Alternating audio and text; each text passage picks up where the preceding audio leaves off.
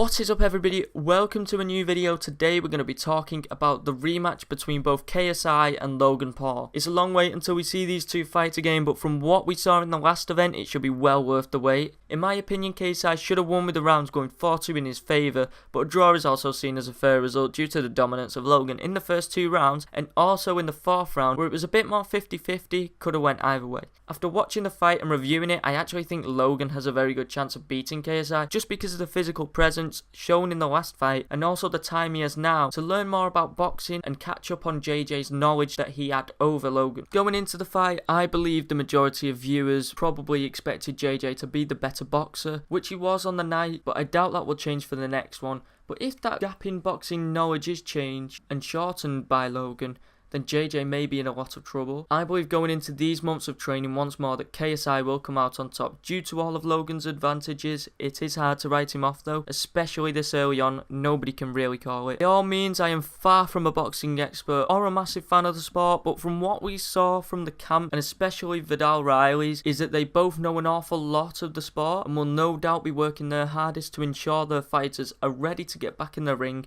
with the best chances of winning. Now, with every new boxing event that is announced, an upgrade on what we saw last time is almost certain, as now they have more experience and more training, meaning the boxing overall must be better. And not just that, the production, I feel like that should go one step up. I don't think there was anything wrong with it last time, I just feel like with the money that's been made, I'm sure sponsors will want to get involved, meaning they can do a lot more with production, and also it can just be improved overall because of the size of this boxing event and what it can mean for overall boxing. Now, my personal fight of the night was Anis Gibb versus Jay Swingler. Now for Jay's experience and knowledge compared to Gibbs going into the fight, I thought he was immense and provided everybody with like one of the fights of the night, if not the fight of the night. Now Jay Swingler deserves a lot of credit for the fact that he managed to actually stay all of the rounds, every single second he was there with Gibb. You know, he wasn't giving up, especially when Gibb was at times battering him. He still managed to throw back, which was absolutely unbelievable, especially considering how energetic Gibb is, relentlessly just absolutely smashing every opponent that he comes up against pretty much. Okay, so on the night overall, I feel like Jay deserves the respect that he got, if not more, and Anis Gibb was just the better boxer. He did show that throughout a lot of the rounds, you know, when he did kind of pummel Jay, but Jay did have him rocked a few times where I thought, you know, maybe Jay could get back in this, but overall it did deservedly go to Anis Gibb,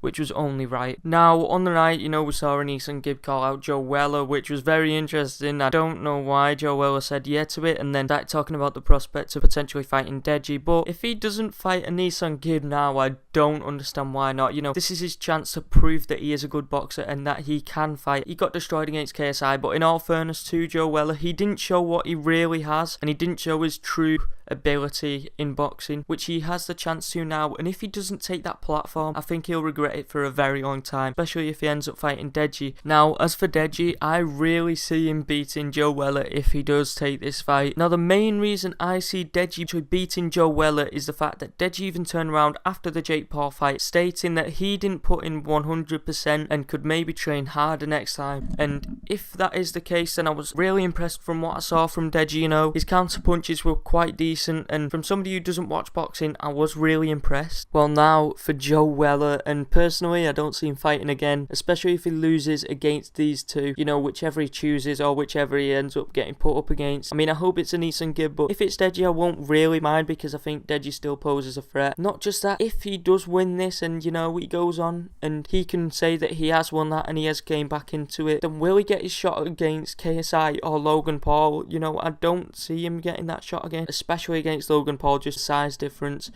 and the overall physical ability that Logan Paul possesses compared to Joe Weller, you know, especially in terms of size. But overall, I do see him doing pretty well. I think he'd do well against maybe a Jay Swingler, or, you know what, maybe he'll shock me and go up against Deji and Anis Gibb, and maybe he'll show one of them up. But we can't confirm anything, as we know Joe Weller did get beaten his last fight pretty severely by KSI. And if I'm totally honest with you, going into this one, I don't see it being much different. But as I said, nothing set in stone. He could come out and he could shock us all. well. From what I've seen from his training when it first came out, I was impressed with his speed, and the power that he was putting behind his punches were apparently pretty decent in training, although KSI did come out and say, you know, his punches were weak. But it's easy to say when your opponent, especially when you've just beat that opponent and he's pretty much done nothing all the way through the fight. The same goes for his training, and from what Joe Weller said about KSI, I don't think it's true about KSI doesn't hit hard, because even Logan said that he does hit hard, and even Bradley Martin turned around and said he hits harder than Logan. Joe Weller's lying. But at the end of the day, what more do we expect from a guy that just got battered? Anyways, I'm really excited for the next fight. You know, this is probably a one-off video. It's not the usual Fortnite video that I've been uploading for the past few days on this channel, but more Fortnite's going to come out, and if you have any game suggestions, any video suggestions, let me know in the comments. Give us a like, subscribe, see ya.